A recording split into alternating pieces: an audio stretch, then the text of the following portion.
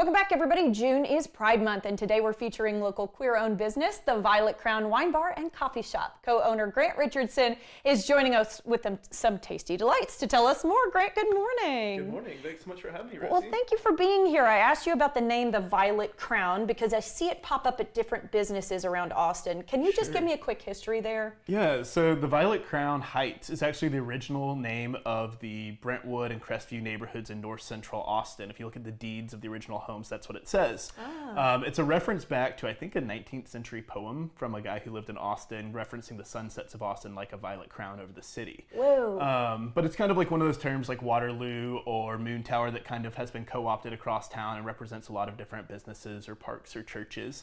So we just chose that name to kind of be an homage to the original name of the community that we're located in. I was going to say, but it is the neighborhood that you're in. Exactly. So that's a perfect place for it to be. Okay, tell us a little bit about your business, kind of what the vibe is when people walk in the door. Sure. So we are a wine bar and coffee shop, focusing on really just artisanal small producers with a real focus on kind of like underrepresented producers as well in those respective industries. And then really just trying to match like that elevated quality that we're serving with the ambiance that we provide as well. So a lot of indoor seating. It's been fun to see people come in with their babies or their dogs or coming in at date night. We're open from 7 a.m. till 10 p.m. most nights. So we have this very broad kind of pivotal type of service throughout the day. Yeah, and you don't judge. You can start having your glass of wine at 11:30. There you go. Yeah. or you can keep drinking coffee till about 5:30, 6 p.m. Exactly. Yeah. It's choose your own adventure is kind of how we like to describe it. I love that. Okay, you brought some wines for us today from some LGBTQ winemakers. A good example of kind of your representation piece. Can you just talk to us about some of the things we're seeing on the table? Yeah, so I've got two wines for us that we're going to taste through today. The first one is this white wine right here. This is from my friend Rosalind Reynolds. She's a Sonoma-based winemaker under the label called Emmy. And a very cool alliterative name, Rosalind. Right, yeah. Rosalind Reynolds, I love it. So when we think about California white wine, oftentimes we're talking about Chardonnay. This is Chardonnay blended with an old school French grape called Colombard. It provides just like a little bit amp of freshness to it. I think it makes it like a perfect summer white wine. And then also just like a little bit less of that kind of classic Chardonnay profile that some people aren't in love with. I was going to say, you say that, but I love Chardonnay. I'm right there with you. You know, I think it's a blank canvas, and some people kind of stereotype it for a certain style of wine, but it really can be done a lot of different cool things with Chardonnay. And this, I see exactly what you're saying. I can tell that it's kind of a light Chardonnay blend. Very good for the summer. Because you know it's going to be hot here in town. Talk to me about your red. Yeah, so this is from a winemaker named Luke Matthews. He's up in the Willamette Valley in Oregon. And when we talk about the Willamette Valley, we're usually going to think about Pinot Noir. It's kind of like the flagship grape up there. So this is Pinot Noir blended with Gamay, which is a French grape grown most often in Beaujolais. It's super fruity. I'm learning a lot of names today. Right. Okay, yeah. Really just fruity red wine is what we're after here. Something that's super drinkable. Again, kind of something that's summer weight. Yeah. We live in Texas, we love red wine, but it's also really hot here. So you want something that's not too intense sometimes. And I think this is the great in between.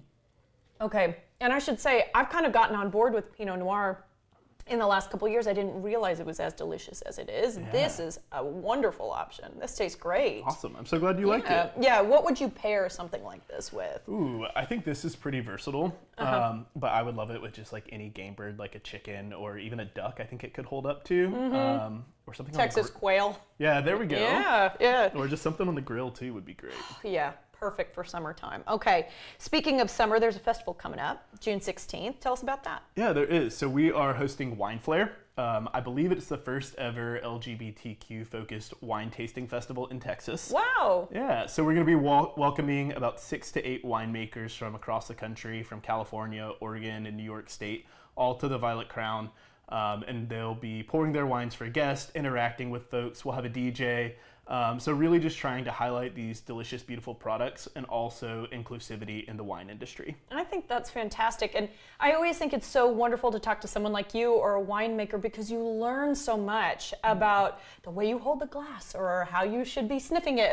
You know what I mean? You guys are just wells of knowledge. And I think that that's a really fun piece of this as well, to have those winemakers actually here. Yeah, absolutely. And, you know, we love for people to come in and learn and have these conversations, but also want people to know there's no wrong way to enjoy wine. So Thank while you you. can sniff it, while you can hold it certain ways, as long as people are approaching it with thoughtfulness and intentionality, and kind of thinking about the fact that there is someone actually farming and growing these grapes and thinking about how they're purchasing, that's what we care really about. Oh, that's wonderful. Okay, and then just in the last 30 seconds we've got, of course, y'all do coffee, you also do food. Tell me about those. Yeah, so we have a coffee program where we're kind of a multi-roaster concept. So we highlight roasters from all over the world on a rotational basis, really just trying to showcase different styles of coffee beans, different roasting methods. And then we also have a kitchen where we have small bites, kind of tapas and charcuterie in the evening, and then pastries and kolaches in the morning. So Sounds fantastic. What a great neighborhood hang. Grant, I really appreciate it. of course, thank you so much, Rosie. Of course, you can learn more about this local wine bar and coffee shop by following along on Instagram,